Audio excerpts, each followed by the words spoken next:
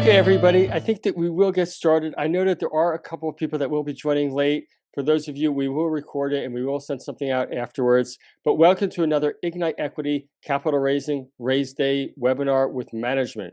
And just to set the scene for a second, here at Ignite, we are always looking for those large thematics in those hard to find commodities, and certainly something to take advantage of a trend which changed circa November of 2024. And one of those commodities that is very hard to find in a tier one location is antimony. That's right. And so we were on the hunt and we came across Marquee Resources because Marquee has the largest undeveloped antimony project in a tier one location of Australia. But along with that, it also has the right management team. And we are joined by Charles Thomas, some executive chairman and managing director, and somebody that's been known to us for many, many years. Because when you have the combination of the right project and the right people, that certainly is giving yourself the best chance of success. And here to talk about Marquee's future and the capital raising for today, and what are those use of funds, and what are we looking forward to over the next 12 months? Charles, welcome. Thanks, Greg, and thanks for the introduction. You've probably been known to me for probably the last 5, but Sean and a few other members of your team probably closer to 15 or 20 years. So yes, good to get the team back together again. Yeah. In terms of Mount Clement and the antimony project, maybe just give a history of it first. Like, how did the project come to you, and just a little bit because you were early when nobody else was looking. Yeah, I mean, I was aware of Mount Clement probably 5 years ago when it was owned by Artemis and Northern Star in a joint venture. We made an offer to purchase the Mount Clement antimony deposit from Artemis. Northern Star had a last right of refusal over the project. So unfortunately for us and unfortunately for them, the initial resource, Eastern Hills, which now Black Cat own, subsequent to Northern Star selling them Paulsons and also Eastern Hills, was actually split in half by an imaginary fence line, which is now the tenement boundary. So this JORC resource that was published, backed by Artemis first of all, and then it's been restated by Black Cat over the last couple of years. Previous to that, it was owned by Taipan, and then previous to that, BHP had it. But it was cut in half by this imaginary fence line. So we've got the eastern side of the fence, or the deposit. They've got the western side. They quote a resource on their side of the fence, which is publicly available, 13.2 kilotons at 1.7 plus lead, gold and silver. And that's been published since about 2013 by Artemis and restated over the last couple of years by Black Cat. We picked it up, and to be completely honest, no one really wanted to hear about antimony from me up until about 6 months ago. So we went through the process of getting native title, which was quite tricky out there. It's a remote part of WA, and no one had done a lot of exploration probably since Artemis. We went through the process, did all the sort of the prelim native title, got heritage access. We went out and did quite a large soil sampling program. Again, no one really wanted to hear about antimony at that point. And then we made the decision earlier this year to go into our first RC drill program, which we completed in about late July, and put the results out earlier this month. So we know it's a great deposit. The Department of Energy and Mines rates it as the 4th largest and third highest grade antimony resource in Australia. Black Cat rates it as the largest undeveloped antimony mine in Australia. We don't make any of those claims. We simply will drill it and come up with our own interpretation. We drilled 7 holes recently. We put the results out on the 7th of August. That's right. And we hit 7 from 7. How unusual is that, Charles, to hit 7 for 7? It's unusual to hit 1 out of 7, but okay. I mean, you're going for these narrow up to 10 metre wide zones. To hit them at 200 metres underground when you've got the drill bit sort of deviating is tricky. The driller that we use, Next Gen, he was involved in Eastern Hills, Mount Clement, for Artemis and drilled all the holes for them.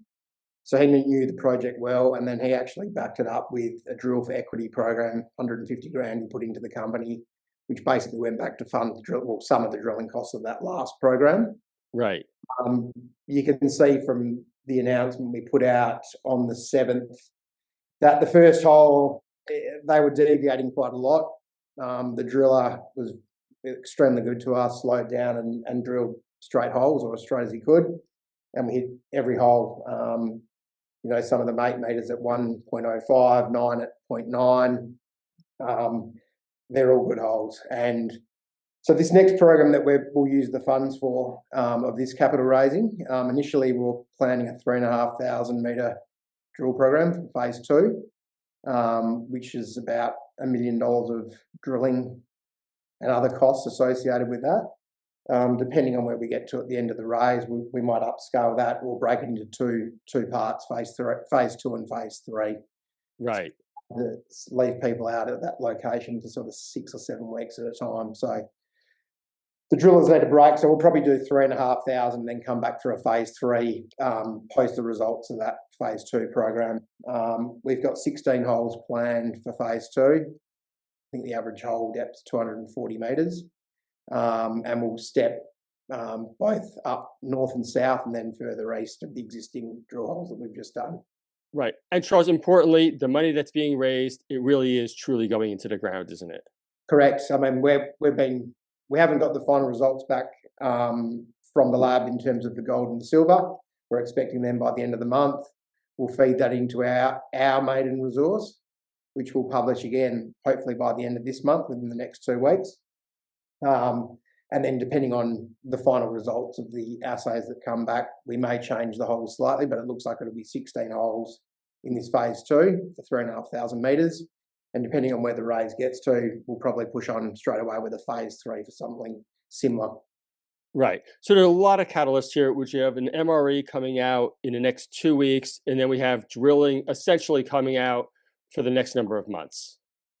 We'll get up, as soon as we get the final assays back, we'll confirm the holes that our geologist has planned.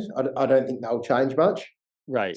To anything coming out of left field. But again, this is sort of an antimony base metal lead deposit. It's not an antimony gold silver. There might be bits of gold and silver in it, but we're after the antimony. Right. $60,000 when you plug the numbers into, use Black Cat, what they publish the resource as. You can see what types of value that's sitting under the ground.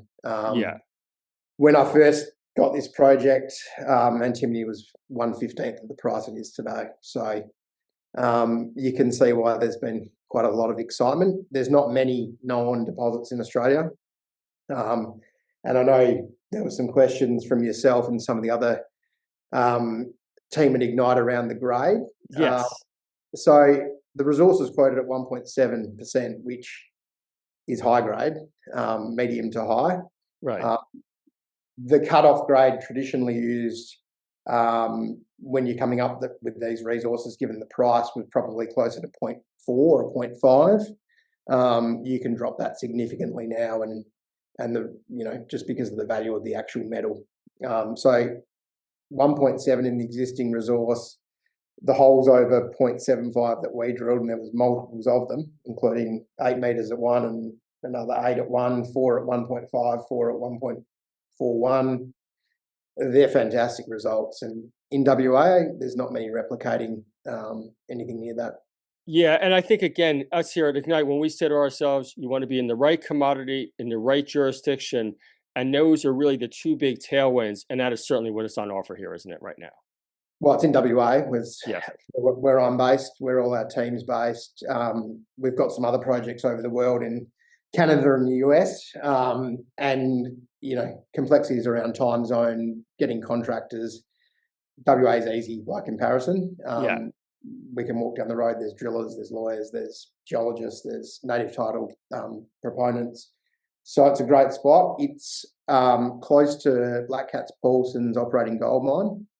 And if you go and read up on what they've been up to, they're talking about building an additional circuit onto Paulson's to process the antimony. They're about to drill 2 extremely deep holes on their side of the fence, 2 800-metre government-funded holes, which we look forward to the results of those in anticipation of.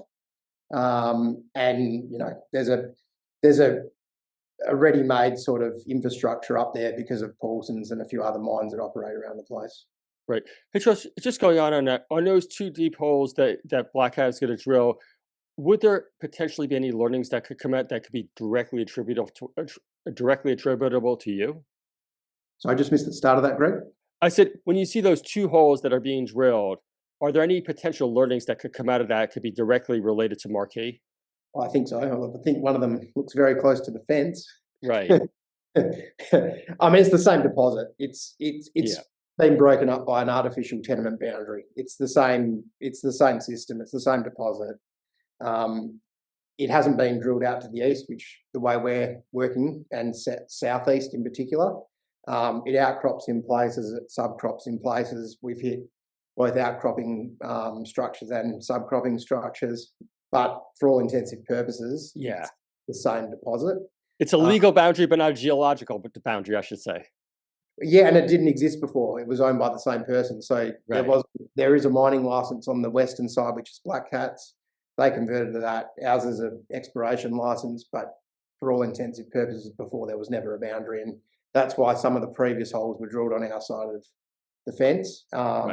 And we this time replicated and embedded the best holes that had been drilled on our side previously. So if you look at it, we're very interested to see what they come up with the deep holes. From our drilling, it looks like it actually gets better grade as you get deeper. Right. Hey, Charles, before we open it up to Q&A, can we just talk to us at Marquee? There are other projects, maybe just touch on them a little bit.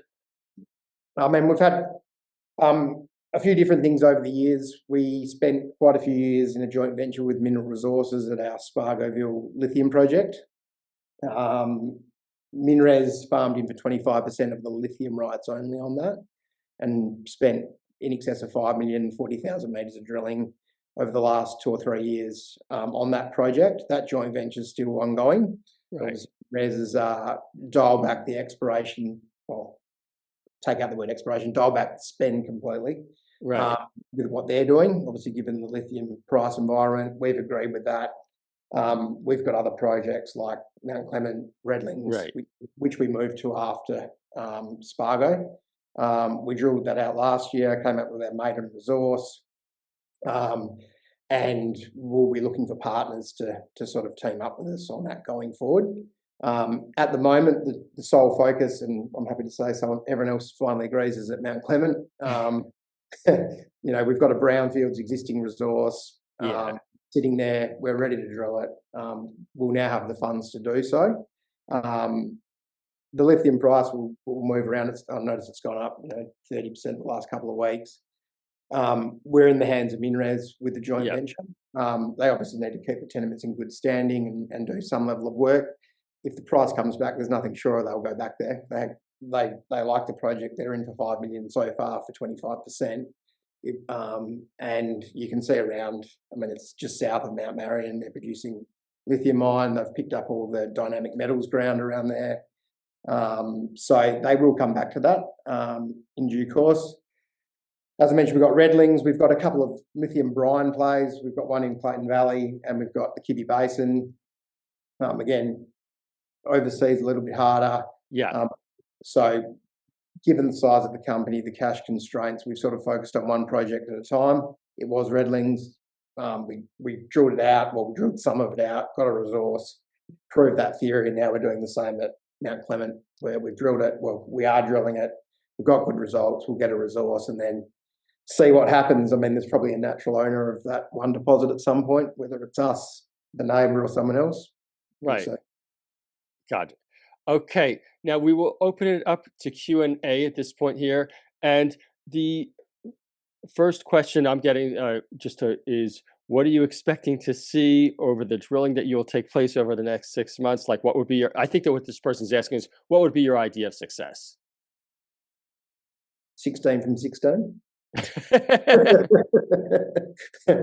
do joke with, we've got a new Chief Technical Officer, Jonathan Curran.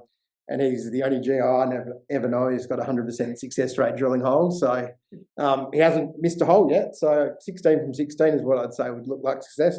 No, but I mean, to be honest, replicating some of those results from the first round, if we replicated a third of those in the next round, I think that would be a high success. Right.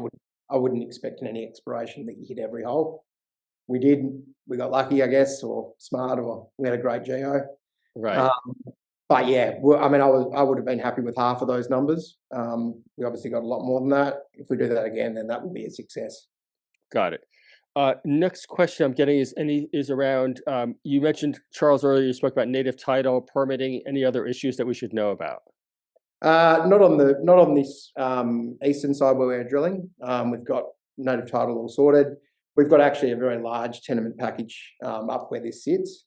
And again, if you go and have a look at it, it's basically Black Cat's acquired every other bit of land around there. Right.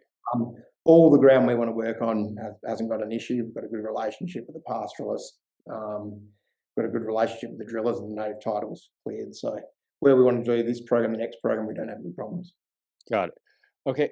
On the corporate side, someone's asking, and I think they probably don't understand, is how come is GTT involved in this capital raise? GTT is a business that I'm a director of and third shareholder of, and has been highly supportive over the years of this company. Yeah. Ignite's obviously the sole lead manager. Yes. A binding agreement with Ignite. In the top 20 shareholders, probably at least half of them are directly GTT employees, directors, or close associates. Some of those will participate again, as they have in every capital raise, but obviously Ignite's the sole lead manager. So the bulk will be done by you guys. Yep, and we're thrilled to support it, and we could say that there is a huge amount of demand, so managing expectations. Just touching on that, I mean, Rocco, my business partner, he's the biggest shareholder. He supported every raise when no one else would. Right. And I haven't actually spoken today to see if he's actually supporting it again, but I suspect he probably would. Right. And also, and I guess that goes on to the point about management and how important it is. And Charles, you touched on the projects to focus on and not to focus on, where to spend money and where not to spend money. You're both running the company and also a major shareholder. Can you just talk about how you work through that internal capital allocation? I pretty much don't work on anything else apart from Marquee. Right. Okay. I'm the executive of it. I have stepped away from GTT in terms of the capital raising ability, probably 5 years ago. I don't really have any direct contacts with the clients of GTT. Marquee takes up 90% of my time.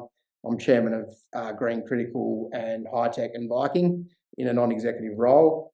So yeah, most of my time is as executive. Drill to equity, always a good thing to see. Can you talk more about the drill to equity program? With Next Gen. Sorry. Yeah, so the way that came back, we went out to tender just for the drilling campaign that we were doing. We went to 4 drilling contractors and basically got their meter rates, MOB and demob, or compared all the different quotes we got back. Next Gen we've used before and are very good. They came back with the sharpest rate.